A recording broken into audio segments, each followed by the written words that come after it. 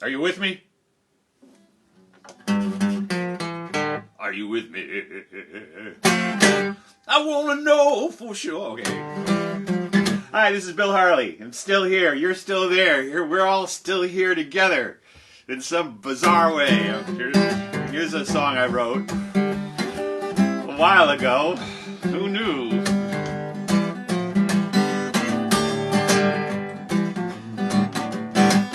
It's a crazy world, don't you know it's true? It's a crazy world, don't you know it's true? But I don't mind it, 'cause I'm crazy too. The day I was born, my parents looked at me. Who's that? The day I was born, my parents looked at me. They said, he must be ours, he's crazy as can be. Ooh, well, they say you're crazy, they say you're nuts, they say he's loco, no ifs, ands, or buts. Say there's a screw loose, the marbles are gone. There's nobody home 'cause the lights are still on. Don't be sad, don't be blue. 'Cause when they're crazy, when they say they're crazy, they give you lots of room. Are you C-R-A-Z-Y? Are you C-R-A-Z-Y? Why? Are you C-R-A-Z-Y? Are you C-R-A-Z-Y? Oh, don't be sad or blue, 'cause I'm crazy too. Woo.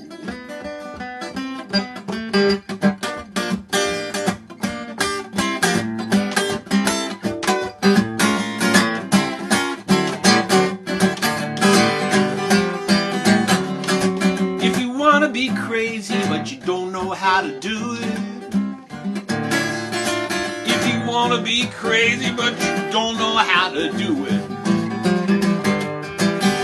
just follow me, I'll tell you, there's really nothing to it.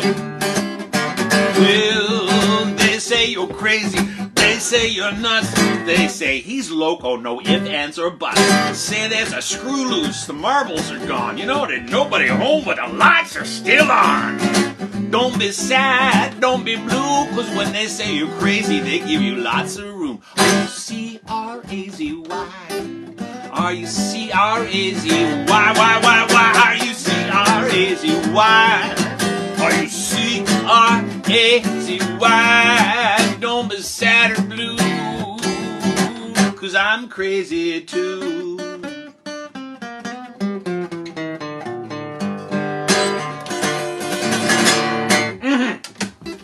How are ya?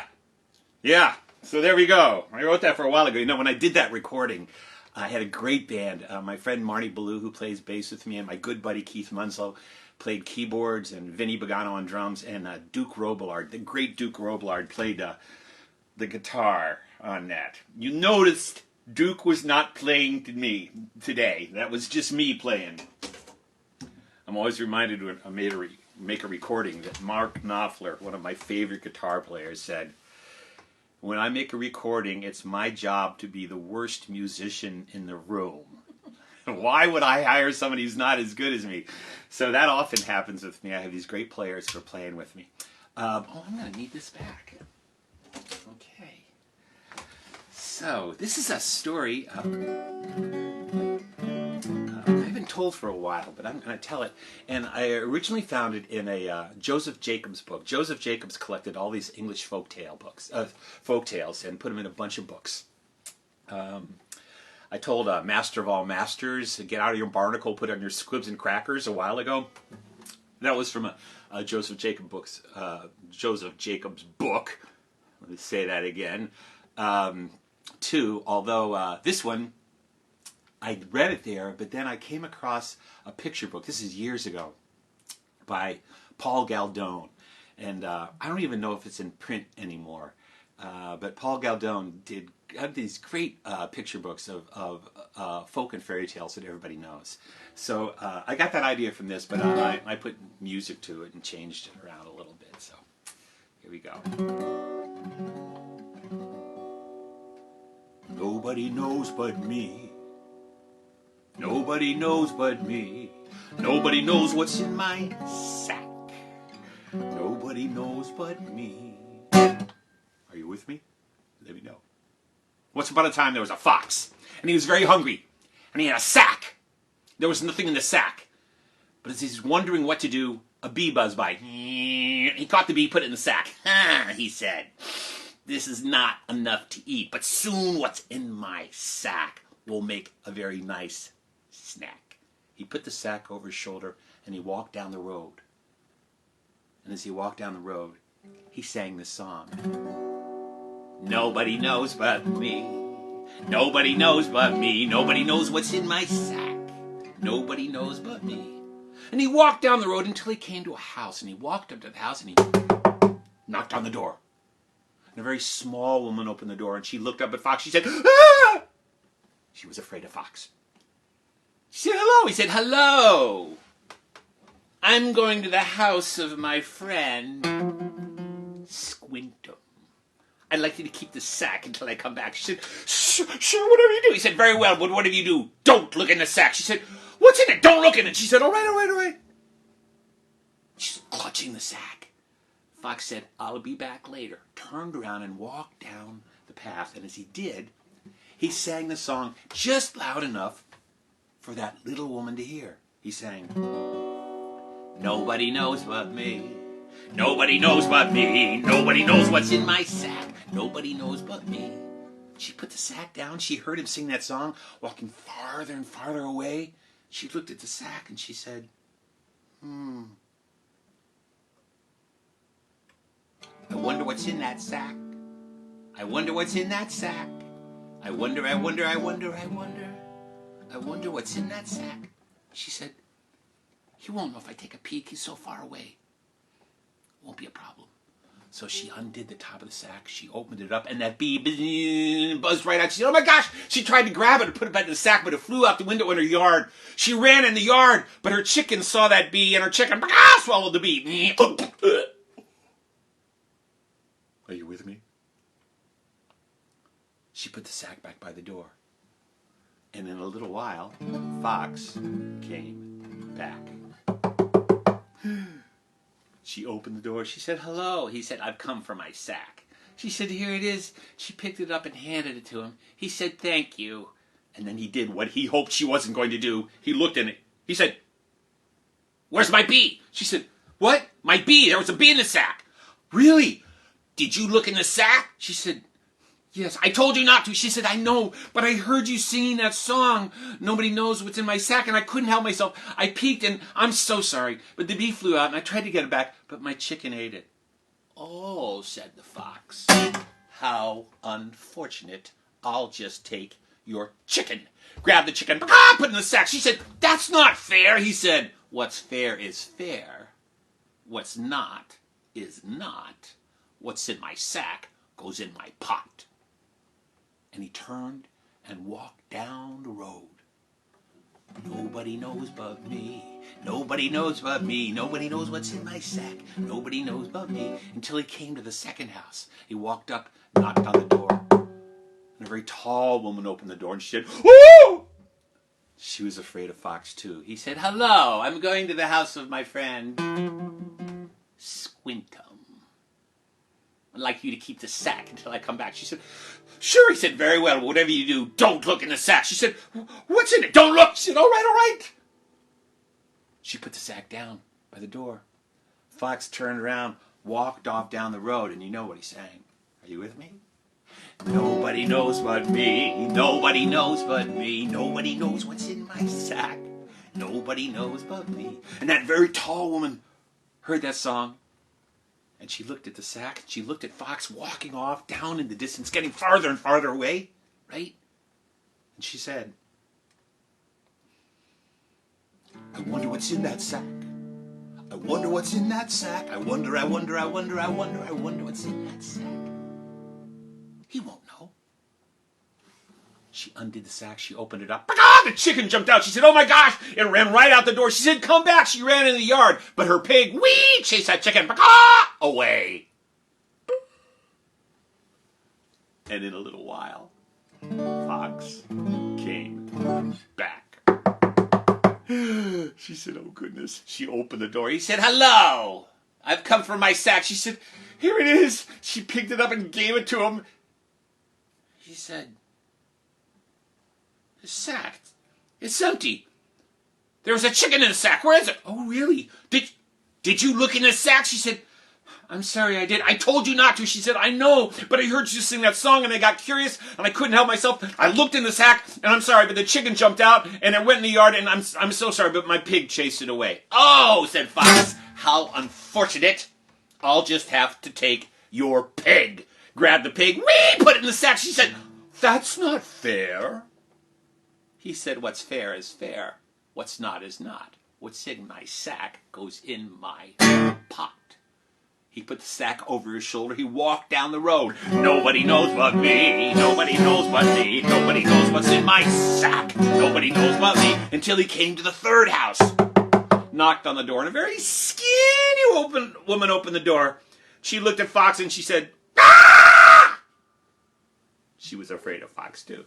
He said, hello. I'm going to the house of my friend Squintum. I'd like you to keep the sack until I come back. She said, all right. He said, very well. Take the sack. She said, all right. She took the sack. He said, whatever you do, don't look in the sack. She said, what's in it? Don't look. All right, all right. Don't be so touchy. She put the sack right down by the door. Fox turned around, walked off, and you know what he sang. Right. Nobody knows what's in my sack. Nobody knows but me. And that woman heard that song as he walked off. And she looked at the sack. No. She said, I'm not going to look. She didn't. She didn't look in the sack. She went back in the kitchen. But in a little while, her son, her little boy, came in. He came in the door. He looked down. He saw that sack. He said, ooh, hey, Mom, what's in the sack? And from the kitchen, his mother yelled, don't look in it. He said, ooh. He looked at the sack. He said, I wonder what's in that sack. I wonder what's in that sack. I wonder what's in that sack. He said, maybe it's a surprise for me. She's in the kitchen. She won't know. So he undid the sack, opened it up. Whee! Out jumped the pig. He said, a pig in the house. He grabbed a stick, chased it out the door, down the road. Are you with me? In a little while, Fox came back. She opened the door. He said, I've come for my sack. She said, here it is. She picked it up. She handed it to him. He took the sack. He said, this sack is empty. What? There was a pig in the sack. Where's my pig? What? Did you look in the sack? She said, no, you told me not to. I didn't. Well, someone did. She said, I didn't do it. I don't. Oh.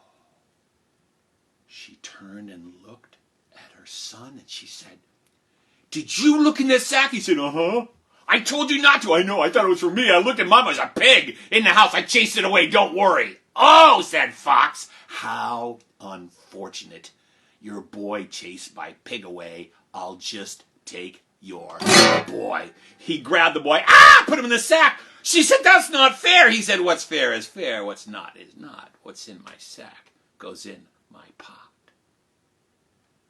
And he walked down the road with the boy in the sack over his shoulder singing, nobody knows but me. Nobody knows but me. Nobody knows what's in my sack. Nobody knows but me. Until he came to the last house on the street. He knocked on the door. A big stout woman opened the door and she looked down at Fox and she said, Fox, what are you doing in my neighborhood? Are you with me? He said, hello, I'm going to the house of my friend Squintum. I'd like you to keep the sack until I come back. She said, all right, I'll keep it, but I won't keep it for long. Very well, he said, but whatever you do, don't look in the sack. She said, it's not my sack. It's not my business. She dropped it there by the door. Fox turned around and walked off singing, nobody knows but me. Nobody knows but me. Nobody knows what's in my sack. Nobody knows but me. And that big stout woman watched that fox walk off and she said, he's up to no good again. And he went back in the kitchen. she went back in the kitchen. I forgot to tell you, she was making cookies with her 2 daughters. She had 2 daughters. And they made the batter, and they put it in this big yellow mixing bowl, and they stirred it all up. When it was ready, they got out these trays, and they turned the oven on so it would be warm enough. And then they took those, they made little sticky balls. Like when you make a cookie, it's like a little sticky ball, and they put it on the tray. They filled up the tray with these little sticky balls, and then they opened up the oven when the oven was hot enough. You don't put it on until it's actually hot enough, and you put it in there and close the door, and they sat down to wait for the cookies, because you know, it doesn't take long to make a good cookie. And in a little while, the smell of the cookies began to fill up the kitchen, began to fill up the living room, the hallways, the whole house. And finally, one of her daughters, she couldn't wait any longer. She said, Mom, can I have a cookie now? I want a cookie now. Can I have one? And the second one said, me too. And from out in the hallway by the door, someone yelled, me too. That big stout woman said, who said that? The first girl said, I did, Mom. The second girl said, no, I did, Mom. And something from out by the door yelled, mm-hmm. She walked out. She looked down at the sack. She said, what's in Fox's sack? She opened up the sack. There was the little boy. Hi! What are you doing in there? I don't know. Fox put me in here. She said, Fox is up to no good, and he's playing a trick on someone. I think we'll play a trick on him. She said, could you do me a favor? What do you want? Could you go to my bedroom? It's right over there, and hide under the bed for a little while. Oh, great, he said. I love to hide under the bed. So he went and hid under the bed. And then she went to the door again. She called out, hey, Buster! Come here. Buster, yeah, come here, baby. Come on. Buster! Buster, watchdog. Just about the size of a small boy, if you know what I mean. She said, Buster, come over here. Could you just climb in the sack for just a little bit? Buster said, climbed in the sack, tied it up, left it there. Looked just like a small boy, but it wasn't. And in a little while,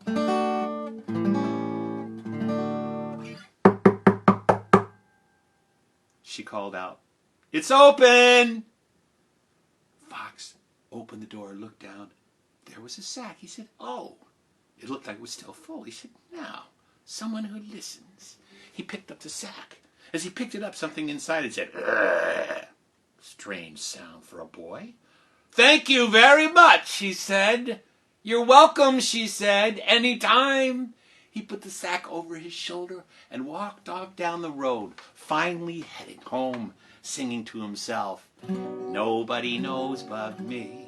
Nobody knows but me. Nobody knows what's in my sack. Nobody knows but me. Headed home, back to his den, thinking about what he was going to eat when he got home. And he got so hungry and hungrier and hungry until finally he said, I can't wait anymore. I'm just going to eat it right now. He put the sack down right there in the middle of the road, opened up the sack, stuck in his paw to grab something. Ouch! Something bit him. Nasty little boy, biting me. I'll show him. He opened the sack and looked in.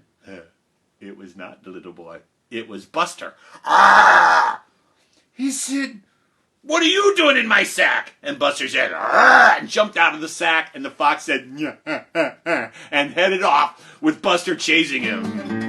Down the road, over the fence, across the field, into the woods. Buster coming closer and closer. Till they got up to the fox's den. He jumped in and Buster reached out, bit him right on the rear end. Buster stayed by that hole for a long time, waiting for Fox to come out. Did Fox come out? What do you think? No. So finally he turned around and he ran all the way back home. He scratched on the back door. One of the girls said, Buster's home. She opened the door. They came in. And he came in just in time because the cookies were ready and they had cooled and they were ready to eat. The woman called that boy out from underneath the bed and they all sat down at the table. The boy, the 2 girls, the mom, and even Buster right there by the table. And everybody had a cookie, even Buster. But there was none at all for Fox, who sat at home with a very sore tail, singing to himself. Everybody knew but me. Everybody knew but me. Everybody knew I was in my sack. Everybody knew but me. That's what's in Fox's sack. I want to mention, no, you can, if you got a birthday or something, you want me to do a shout out here, I can do that. You can go to my webpage, billharley.com, and go to the mini concert page. Or if you've got something new and good that's happening to you, it's that time of year when we're going through changes. Even if we're still kind of stuck inside, things are loosening a little bit, but I still want you to take care of yourselves and be aware of people around you too. You know, it's just not ourselves that we have to take care of. We have to take care of other people too. You know? Not just depending on how old or young you are or where you live or how much you have or don't, but everyone. We can all take care of each other. So I do want you to be careful, but I would like to hear about things that you're doing, how you're getting through this, okay? We're doing pretty well here, other than the fact that I miss my friends and I can't wait to see them again. One of the things we actually love to do, and it's one of the things I'm missing the most, and I know Debbie is too, is have friends for dinner.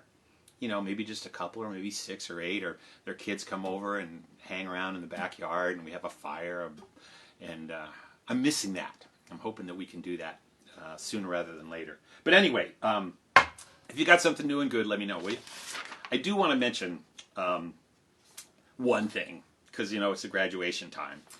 And I got a note, and a long time ago, it's probably 14 years ago, I'm thinking, I was doing a show in Cincinnati at the Playhouse in the Square. And this mom and her kids showed up, and then every time I've been anywhere near them, they come to see me.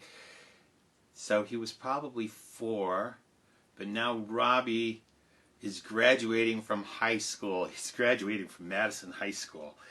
And so all this time, so they sent, Cassandra's mom sent a note saying, Robbie's graduating. I actually got invited to the graduation in Ohio, so I'm not going to be there. But so congratulations, Robbie, and all of you other people who are graduating in this weird, strange time.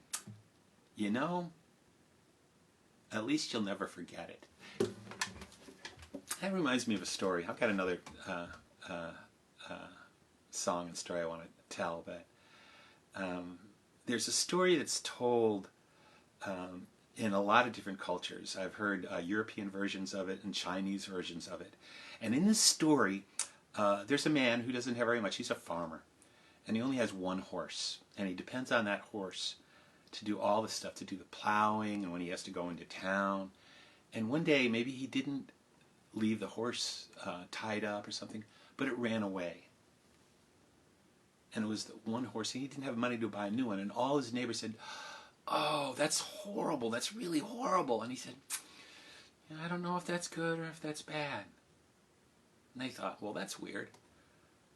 And 4 or 5 days later, he heard something outside, and he came out, and his horse had come back, but had somehow made friends with 4 or 5 wild horses, and they all came back, and suddenly he had 5 or 6 horses. He had more horses than anybody's neighborhood, and all of his friends came over and they said, you're so lucky, you are so lucky, that's so good. And he said, I don't know if that's good or bad.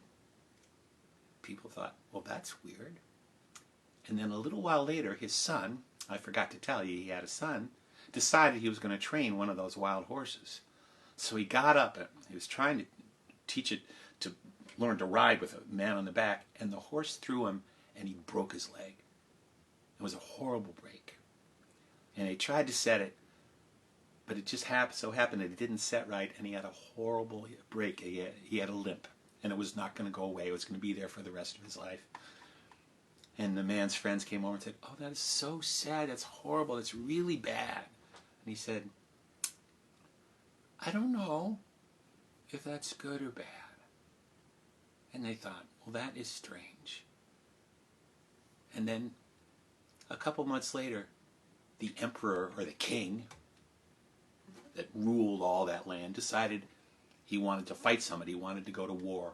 And he told all the young men they had to report to serve in this war, to go off to fight and maybe not come home again. But there was one young man in that village who couldn't go because he had a broken leg. So he got to stay home.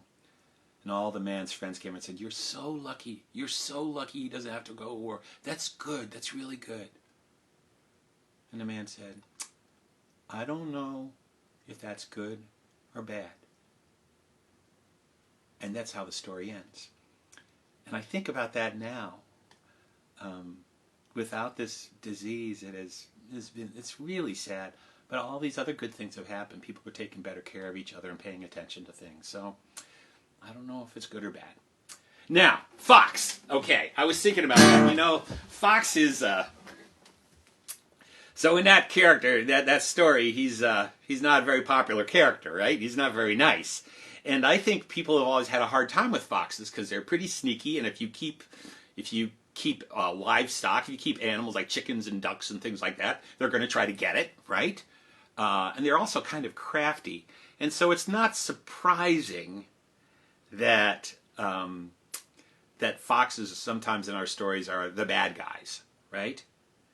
As a matter of fact, when we were, years ago, when we used to have two dogs, Hobbs and Harpo, and we have an electric fence in our yard. We have about an acre, and so the dogs can run all around. And there was a young fox who was just a kit, and it had learned that our dogs would run to the back edge of our property and not cross over this line. So every morning, about 6:45 in the summer, this young fox would come out there and park himself right about 5 or 10 feet from that line. And the dogs would run out of the house and run down to the bottom of the field going, "Arr, arr, arr, arr, arr!" And they would stand and they couldn't cross over that line. And the fox would sit there. We'd see him, he'd go like, "Na, na, na, na, na, na, na." That was hilarious. That fox was so crafty, so sly. So I thought I should do this song from the fox's point of view. It's actually hundreds and hundreds of years old. Came over from England and Scotland, but there's an American version of it. And when I think of the American version, I think of the book I used to read to my kids all the time. Peter Spears did this beautiful picture book of this song. The fox went out on a chilly night. He prayed for the moon to give him light.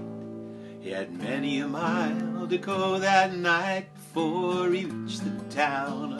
Oh, town, oh, town, oh, many a mile to go that night before he reached the town. He ran till he came to the farmer's pen. The ducks and the geese laid there, and he said, "One of you will grease my chin before I leave this town. Oh, town, oh, town, oh, one of you will grease my chin before I leave this town." Oh. He grabbed the gray goose by the neck, slung that duck right over his back. He didn't mind the quack, quack, quack, or the legs come dangling down. Oh, down, oh, down, oh. He didn't mind the quack, quack, quack, or the legs come dangling down. Oh.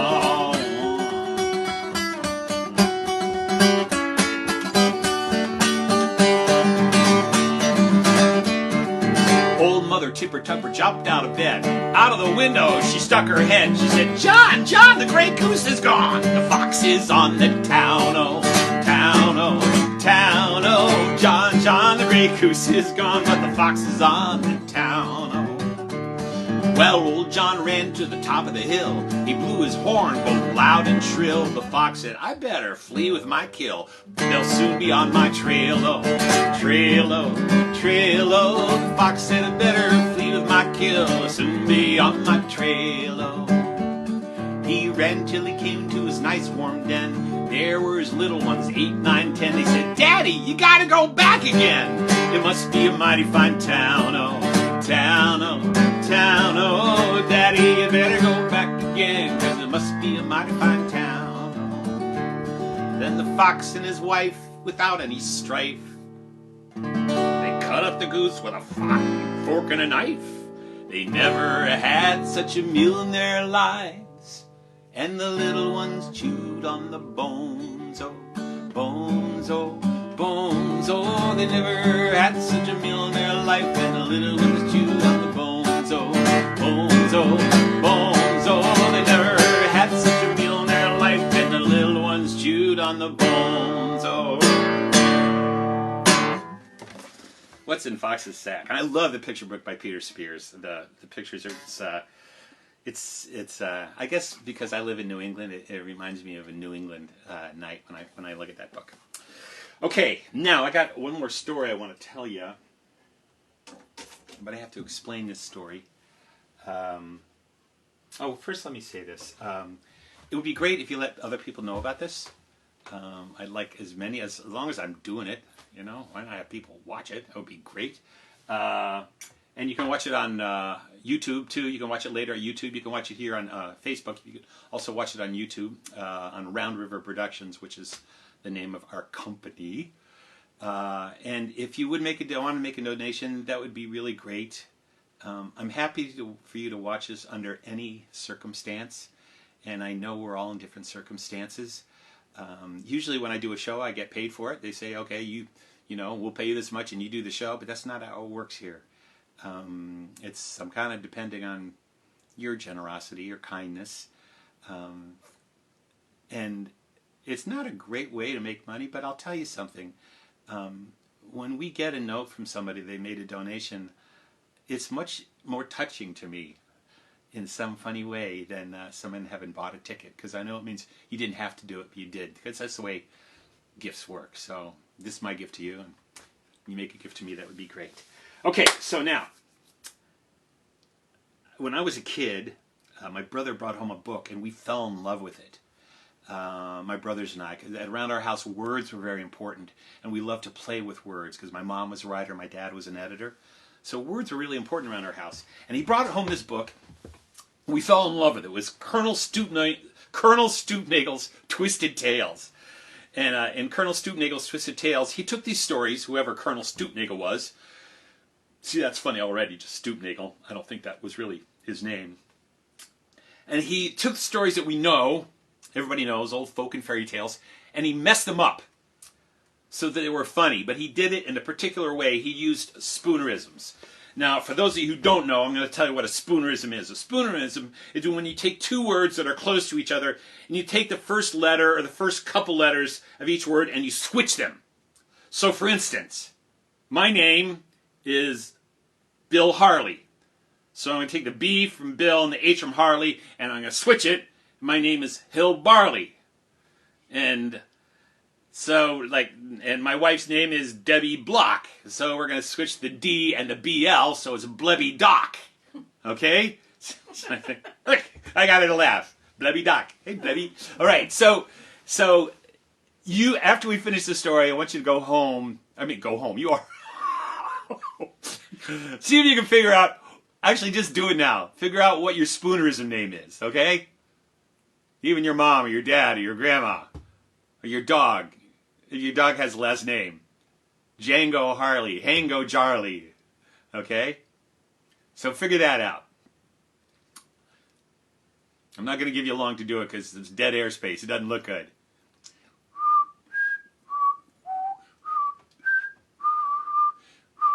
Okay, enough of that. All right. So now I'm going to tell you a story. Now you understand the rules. I'm going to tell you a story. I'm not going to tell you what the story is, but I'm going to tell it to you as a Spoonerism, and we'll see if you can follow it. Okay? Here we go. Once upon a time, there were 3 Gilly Boats, and they loved to eat halves on the grill side. But there was a wobblem, because they had to ross over a criver, and beneath the breath, there was a trasty old knoll, with a pose like a noker, and long, phony fingers. Done way. Are you with me? Are you with me? The Gerst boat, the Gidless load, brocked across the widge. Trip, trip, trip, trip, trip, trip, trip. Beneath the breath, that trasty old knoll said, "Arr! Who's that bipping on my tridge?" It is good to salt. Gilly Boat 1 Bernard. "You," Gilly said, "get off my bridge, night row, or I'll pice you into sleaces and deet you for my inner." "No! Modi D! Break from my weather! He's Butch Migger!" Dropped the thole. I was all gate. So, the Gerst boat brocked across the widge. Trip, trip, trip, trip, trip. And the wool traded. Are you with me? In a whittle Lyle, Along came the Geckensote, the seedium-eyed goat. Trip trap, trip trap, trip trap. Beneath the breath, that trusty old knoll screamed, "Who's that rapping on my trees?" I is get the soap. Gilly Boat tumber new. You dig bummy. Get off my gitch night, row, or I'll foast you over a hot ryer. No, Modi D! I'm Stu Kinney! Brief from my brother, he's futch matter! Oh, trot the thal, I west all gate, but I'm heading very hungry. So the Geckensote brought across a witch, trip trap, trip trap, trip trap, trip trap, and the wool traded, and the wool traded, and the wool traded, and the wool traded. War you ith me? Lionel Fee. Along came the Gird Throat, the giggest boat of all. Trap, trap, trap, trap, trap. Rah! Dreamed the scrawl. Who's that rapping on my tridge? Yo, I it is get the soap. Gilly Boat thumber knee. You cupid skid. Bit off my gitch night row, or I'll ick a staple in your mouth and ick you into stubbing and deech you for my inner. Row Ely. Come on up and kai. Get the soat. I was side Gil. Tread the troll. Said the troll. Tread the soul. And with that, he blimbed up onto the cridge, but then the goat bicked him right in the cut. Ow! And he bell off the fidge. Ah! Per splash! Into the riving rager, and he woted a flay. Sever to be mean again. The toral of this mail: before you eye to treat someone, shake myrrh, he doesn't have a brother other. Vend. Okay. I do one more song for you, okay? What did I do with my flat pick? Did I have it? I did. Because I just sang. I just sang Fox's Chilly Night.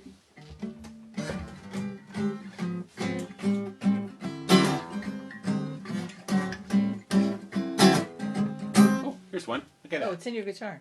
It's in my... Oh, no wonder it sounded weird. You guys! Why didn't you tell me where it was? This is the song. It's on my bedtime album. Both of them, The Town Around the Bend. I'm going to have to tell you some stories from the town around the bend. Stars are twinkling in the sky. The wind whispers its lullaby. The moon looks like a lemon pie. Nighty Noodles to you. Oh, bird is sleeping in the trees. Fish is sleeping in the seas. I'm humming this melody. Nighty Noodles to you. Oh, nighty noodle, noodle, noodle, noodle, noodle, noodles to you. I love you. It's true. You know I do. Put your jammies on and jump right in. Pull the covers up into your chin. Listen to me tell you again. Nighty Noodles to you. Here's a trumpet.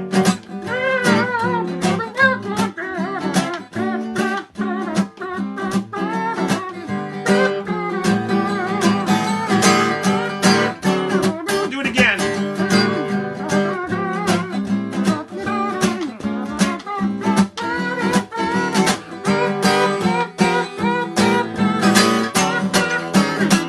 Oh, nighty noodles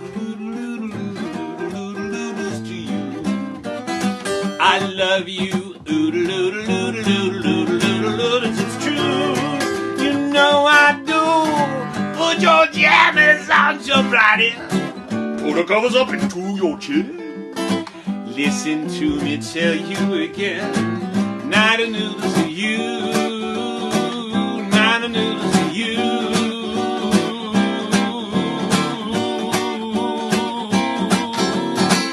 Nighty Noodles to you.